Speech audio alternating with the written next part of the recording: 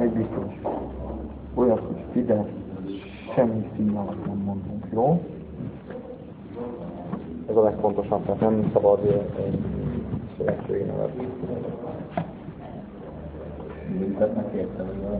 Így van, kampánysértésnek számít, hogyha bármilyen indulópártnak a nevét használjuk.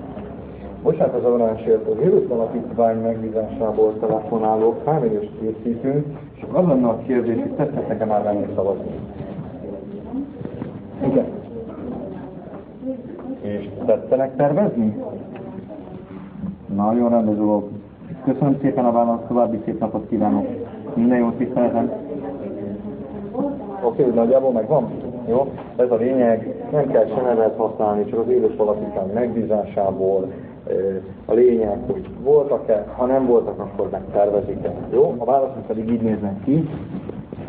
Ez a biztos igen, az azt jelenti, hogy igen, voltunk. Ha többes számot használ, tehát például a 3-at látok, akkor használhatjátok a 3-as számot egymással.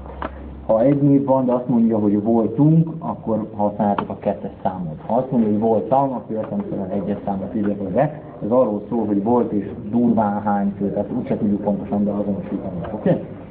Ha a telefonszámmal zűr van, nem kapcsolható, ki van kapcsolva időglenesen, etc. Itt húzzátok az X-et, ha csak nem veszünk fel, akkor mindig lesz az X-et. Jó? Körülbelül pont ennyi. Nem egy meg kalanda, 5. után már nem magad biztosan, kinek nincs kapcsolva. Hol? Telefon. Oké? Oda nyugodtan becsütjük.